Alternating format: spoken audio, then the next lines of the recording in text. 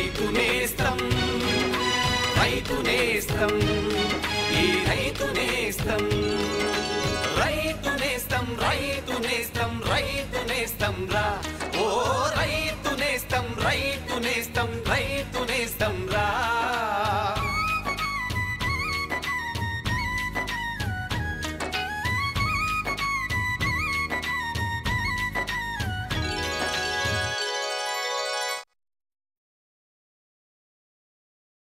వ్యవసాయ రంగ అభివృద్ధిలో ఆధునిక సాంకేతిక పరిజ్ఞానం, యాజమాన్య పద్ధతులు, సస్యరక్షణ చర్యల్లో పాటించవలసిన మెళకువల గురించి ఎప్పటికప్పుడు రైతాంగానికి సమాచారాన్ని తెలియజేసే రైతు నేస్తం కార్యక్రమానికి స్వాగతం.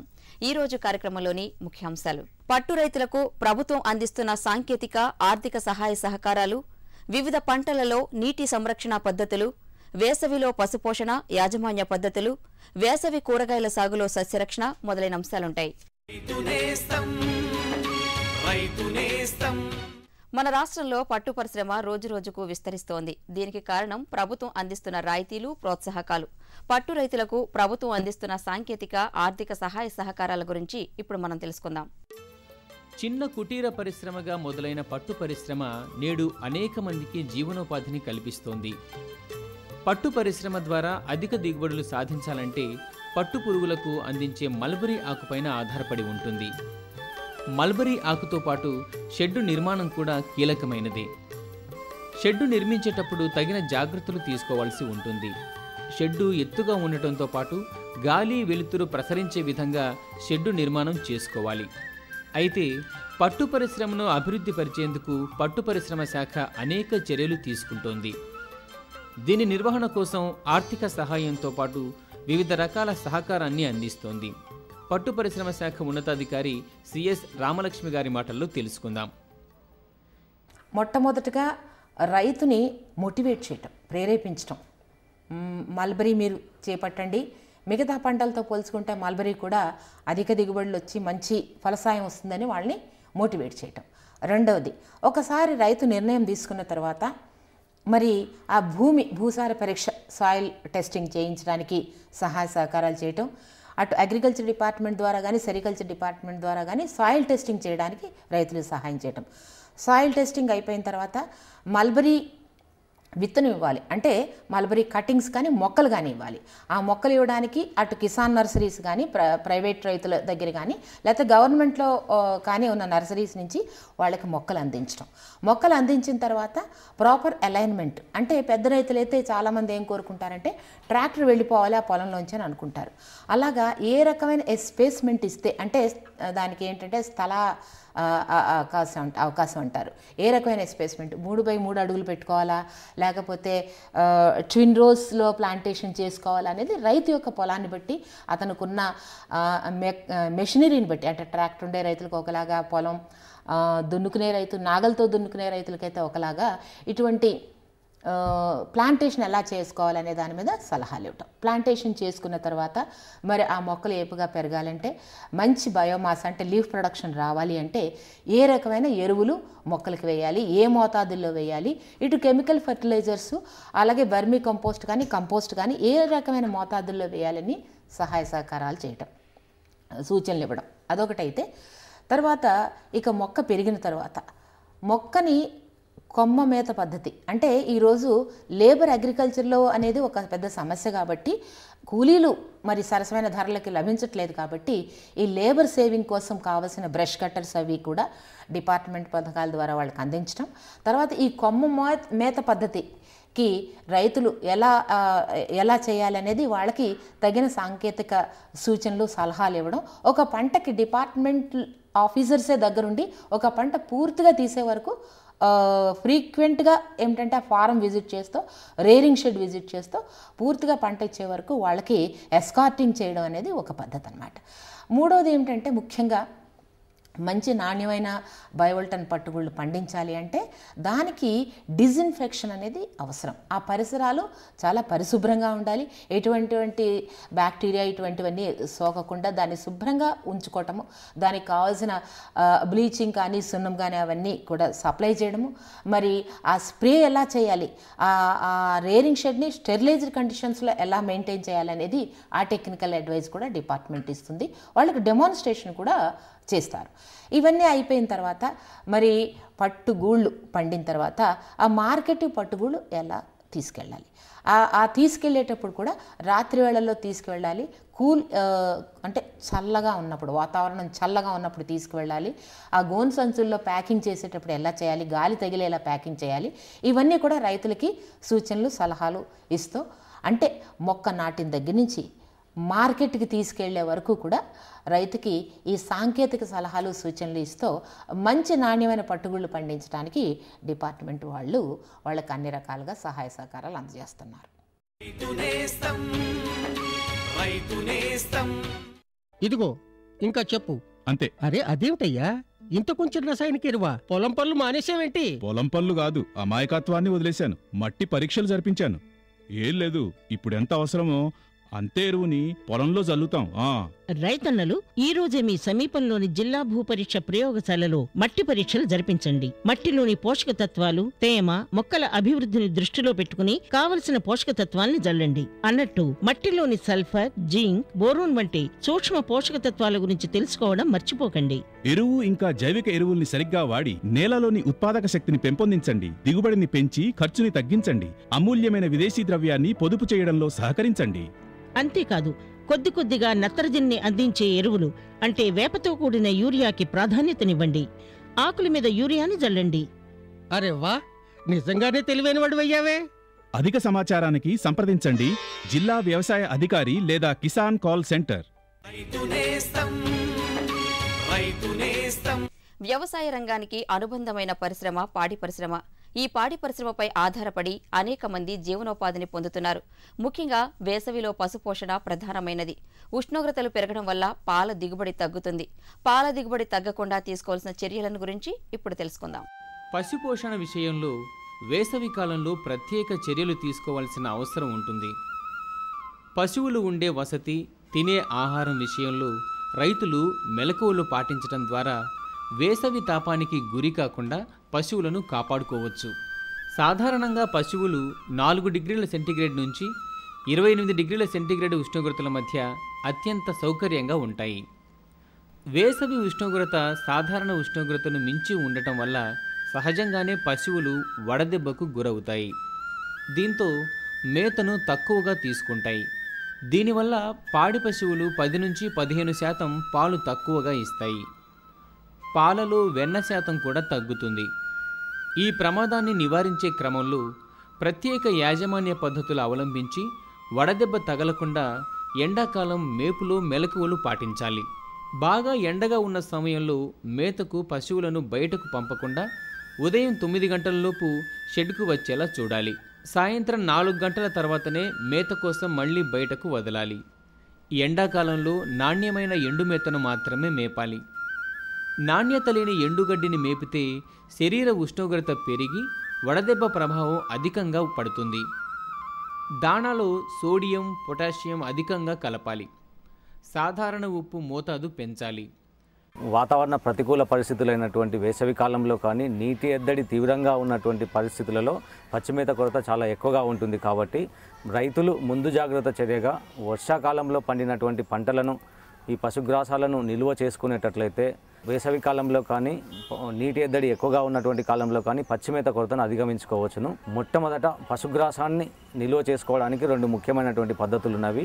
అందులో మొదటిది పచ్చిమేతను ఎండుమేతగా మార్చుకోవడము, రెండవది పచ్చిమేతను సైలేజ్ అంటే పాతర వేసుకోవడము అనేటటువంటి పద్ధతుల ద్వారా మనము చేసుకోవచ్చును. మొదటగా పచ్చిమేతను ఎండుమేతగా మార్చుకోవాలంటే వర్షాకాలంలో విరివిగా పండేటటువంటి ఈ పచ్చిమేతలను సూర్యరశ్మిగా ఉదయం పూట సూర్యరశ్మి ఎక్కువగా ఉన్నప్పుడు మాత్రమే పశుగ్రాసాలను కోసి వాటిని తలక్రిందులుగా ఆరబెట్టి వాటిలో ఉండేటటువంటి తేమను త్వరగా 35% నుంచి 45, మామూలుగా పచ్చి పశుగ్రాసాలలో పచ్చి మేతలో 75 నుంచి 80% వరకు తేమ ఉంటుంది. ఈ విధంగా ఉదయం పూట వాటిని కత్తరించి వాటిలో ఉండేటటువంటి తేమను 35 నుంచి 40% తక్కువ చేసుకొని ఈ విధంగా పశుగ్రాసాన్ని కట్టలుగా కట్టి తలక్రిందులుగా వేలాడ తీసుకోవాలి. ఆ విధంగా ప్రతి ఒక 15-20 నిమిషాల తర్వాత మరలిస్తూ ఉంటే వాటిలో ఉండేటటువంటి తేమను మనం ఒక 40% వరకు తగ్గించుకొని ఆ తర్వాత నీడలో ఆ పశుగ్రాసాన్ని ఆరబెట్టినట్లయితే తేమను 15% వరకు తగ్గించుకున్నట్లయితే ఈ తగ్గించుకునేటటువంటి సమయంలో వాటిలో ఉండేటటువంటి ఆకులను రాలిపోకుండా చూసుకోవాలి. ఈ విధంగా చూసుకున్నట్లయితే మనకు పోషక పదార్థాలు ఎక్కడ కూడా పోకుండా మనకు ఆ పచ్చి మేతను ఎండు మేతగా నిల్వ చేసుకొని మనము వేసవి కాలంలో కానీ నీటి ఎద్దడి తీవ్రంగా ఉన్నటువంటి కాలంలో కానీ మనం పశువులకు మేపుకోవచ్చును.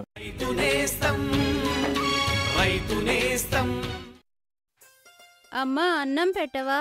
కాసేపు ఆగమ్మా, పప్పు ఇంకా ఉడకలేదు. ఇంకా దిగులక్కర్లేదే, ఇక పప్పు చక్కగా ఉడుకుతుంది. అర్థం కాలా?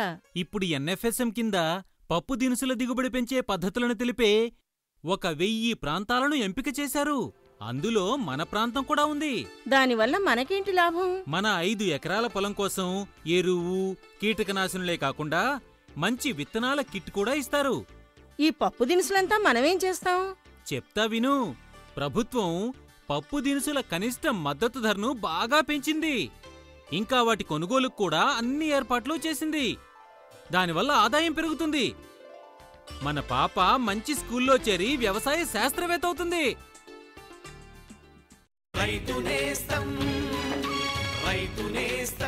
తక్కువ పెట్టుబడితో అధిక లాభాలు పొందే వీలుండడంతో రైతులు ఎక్కువగా కూరగాయల సాగు వైపు మొగ్గు చూపుతున్నారు. ముఖ్యంగా వేసవిలో వివిధ తెగుళ్లు, పురుగులు పంటలను ఆశించి దిగుబడిని తగ్గిస్తున్నాయి.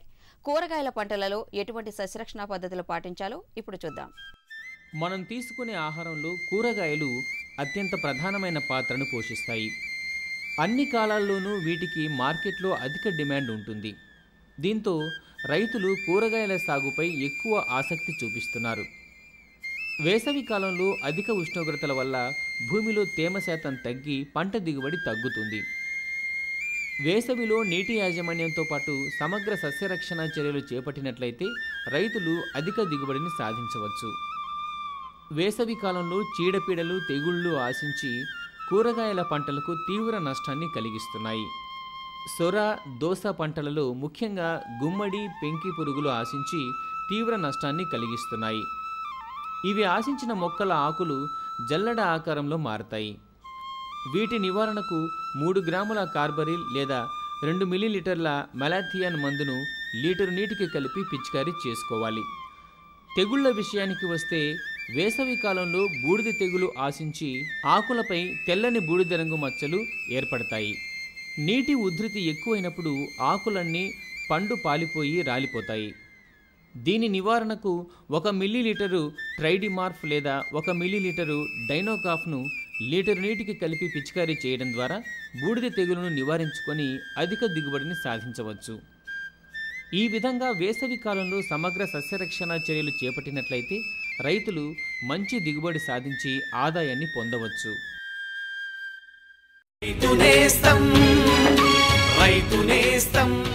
పరిమళాల గుబాళింపులో, మధురాతి మధుర రుచులలో, ప్రగతి పథపు తంత్రుల్లో, విరిసే చిరునవ్వుల్లో, పచ్చ పచ్చని మొక్కల్లో, పెద్ద పెద్ద ఆంగళ్లలో, తుమ్మెదల ఝంకారంలో, సంతోషాల రాకలో. ఎన్హెచ్ఎం ఉద్యానవన మిషన్. మా కోరిక మీ చిరునవ్వు. పంటల దిగుబడి దాని నీటి యాజమాన్యంపైనే ఆధారపడి ఉంటుంది. వేసవి కాలంలో నీటి లభ్యత తక్కువగా ఉంటుంది కాబట్టి మేలైన యాజమాన్య పద్ధతులు పాటిస్తే మంచి దిగుబడులను సాధించవచ్చు. వివిధ పంటలలో నీటి సంరక్షణ పద్ధతులను ఎలా పాటించాలో ఇప్పుడు తెలుసుకుందాం. పైరు యొక్క నీటి అవసరాలు నేల, పైరు, వాతావరణం మరియు పంట పండించే తీరు మొదలగు వాటిపై ఆధారపడి ఉంటుంది. మేలైన నీటి యాజమాన్యానికి మొక్క యొక్క వేరు లోతు, నీటి కీలక దశలు, పంట కోతకొచ్చేందుకు పట్టే కాలం మొదలైన వాటిపై అవగాహన ఎంతైనా అవసరం. వేసవి పంటకాలంలో వివిధ కీలక దశల్లో నీటి ఎద్దడి లేకుండా చూసుకోవాలి. వివిధ కీలక దశల్లో చేను నీటి ఎద్దడికి గురైతే పంట దిగుబడి తగ్గి రైతు తీవ్ర నష్టానికి గురవుతాడు. కనుక వివిధ కీలక దశల్లో చేను నీటి ఎద్దడికి గురికాకుండా నీటి సంరక్షణ చర్యలను చేపట్టాలి. వరిలో ముఖ్యంగా పిలకలు వేయడం, పూత, పాలు పోసుకునే వంటి దశలు నీరు అవసరమయ్యే కీలక దశలు. అదేవిధంగా మొక్కజొన్న, జొన్న వంటి పంటల్లో పూత, కంకులు బయటకొచ్చే దశ, గింజ పాలు పోసుకునే వంటి దశలు. వేరుశనగ పంటలో చూసినట్లయితే పూత, ఊడలు దిగు, విత్తనం తయారయ్యే దశలు నీరు అవసరమయ్యే కీలక దశలు. అదేవిధంగా మిరప, బిన్నిస్ వంటి కూరగాయ పంటల్లో పూత, కాయ ఏర్పడే దశలు నీరు అవసరమయ్యే కీలక దశలు. ఈ కీలక దశల్లో పంట నీటి ఎద్దడికి గురికాకుండా నారు పెట్టినట్లయితే రైతు ఆశించిన అధిక దిగుబడులు పొందవచ్చు. సాధారణంగా నేలలో మొక్కలకు ఉపయోగపడే నీరు 50% కంటే తగ్గిపోకముందే పైరుకు నీరు పెట్టుకోవాలి. నేలలో పైరుకు లభించే తేమ 75% వరకు తగ్గినప్పుడు మొక్కలకు కావలసినంత నీరు లభ్యం కాక నీటి ఎద్దడి కలుగుతుంది. దీనివలన పంట దిగుబడి తగ్గుతుంది. మరీ తొందరగా నీరు పెట్టినా కూడా పంటకు నష్టం వాటిల్లుతుంది. అదేవిధంగా 15 నుండి 20 సెంటీమీటర్ల లోతు వరకు మట్టిని పరిశీలించి నీరు పెట్టాల్సిన సమయాన్ని నిర్ణయించుకోవచ్చు. ఇందుకుగాను రైతు మట్టిని చేత్తో పట్టుకుని చూసి దానిలోని తేమ యొక్క హెచ్చుతగ్గులను కనుగొని నీరు అవసరమయ్యే వివిధ కీలక దశల్లో నీరు పెట్టుకున్నట్లయితే పైరు ఆరోగ్యవంతంగా ఏపుగా పెరిగి ఆశించిన అధిక దిగుబడులను పొందవచ్చు.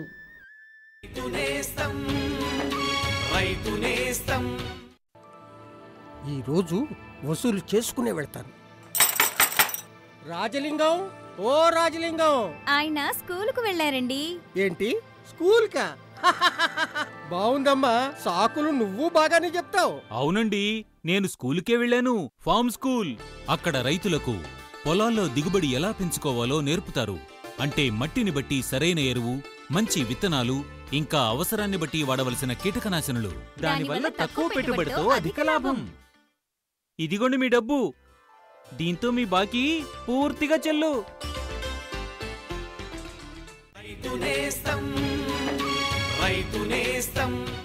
తమలపాకును మన రాష్ట్రంలో కడప, గుంటూరు, నెల్లూరు, ప్రకాశం, కృష్ణా, పశ్చిమ గోదావరి, విశాఖపట్నం, శ్రీకాకుళం, కర్నూలు, తూర్పు గోదావరి, చిత్తూరు, విజయనగరం, అనంతపురం జిల్లాల్లో సాగు చేస్తున్నారు. ఈ తమలపాకు పంటను సాగు చేయడానికి నీరు ఇంకే సారవంతమైన లేటరైట్ ఇంకా ఎర్రగరప నేలలు అనుకూలమైనవి. క్షార గుణాలున్న మురుగు నీరు పోని నల్ల భూములను ఎన్నుకోకూడదు. తమలపాకును నాటుకునేటప్పుడు విత్తనపు తీగను ఆరోగ్యవంతమైన తోట నుండి సేకరించాలి. ఈ తీగలను శిలీంధ్రపు నాశక సంబంధిత మందులతో విత్తన శుద్ధి చేసుకోవాలి. తమలపాకును తెగుళ్ళు, శిలీంధ్రాలు, బ్యాక్టీరియాలు ఆశిస్తూ ఉంటాయి. తమలపాకును ఆశించే తెగుళ్లలో ప్రధానమైనవి వేరుకుళ్ళు తెగులు. దీన్నే ఎండు తెగులు లేదా ఆకు తెగులు, మొదలకుళ్ళు తెగులు అంటారు. ఆకులపై గుండ్రటి గోధుమ రంగు మచ్చలు గాని, గాఢ లేత గోధుమ వర్ణపు వలయాలతో మచ్చలేర్పడి నల్లగా మారతాయి. తెగులు తీగ మొదట్లో ఆశించినప్పుడు వేర్లు గోధుమ రంగు నుండి నల్లగా మారి కుళ్ళుతాయి. ఈ దశలో తీగపై ఆకులు పసుపు రంగుకు మారి క్రమంగా ఆకులు, తీగలు ఎండిపోతాయి. దీని నివారణకు నాటే ముందు విత్తనపు తీగలను 0.5% బోర్డో మిశ్రమం, 250 ppm స్టెప్లోసైక్లిన్ మిశ్రమంలో 10 నిమిషాలుంచి తీగలను శుద్ధి చేయాలి. తెగులు లక్షణాలున్న ఆకులను, తీగలను ఎప్పటికప్పుడు తీసివేయాలి. మొదటి సంవత్సరం తోటల్లో తెగులు లక్షణాలు కనిపించినప్పటి నుంచి నవంబర్ నుండి ఫిబ్రవరి వరకు తప్పనిసరిగా నెలకొకసారి 1% బోర్డో మిశ్రమాన్ని 1 మీటరు నిలువు దూరానికి 1 లీటరు వంతున పాదుల్లో పోసుకొని 0.5% బోర్డో మిశ్రమాన్ని 15 రోజులకొకసారి ఆకులపై పిచికారీ చేసుకోవాలి. రెండవ సంవత్సరపు తోటల్లో బోర్డో మిశ్రమాన్ని ఆగస్టు నుండి సెప్టెంబర్ వరకు వాడుకోవచ్చు. 3 సంవత్సరాలకొకసారి మొక్కజొన్న, జొన్నలతో పంట మార్పిడి చేసుకోవాలి. తెగులు సోకిన వేరు భాగం కాయలు లేక బుడిపెలుగా మారినప్పుడు 800 కిలోల వేప చెక్క వేసుకోవాలి. ఈ విధంగా తమలపాకులో వచ్చే వేరు సంబంధిత వ్యాధులను గమనించిన వెంటనే వాటి లక్షణాలను పరిశీలన చేసి వెంటనే నివారణ చర్యలను చేపట్టినట్లయితే తక్కువ ఖర్చుతో నాణ్యమైన ఆకు దిగుబడిని పొంది నికర ఆదాయాన్ని పొందవచ్చు.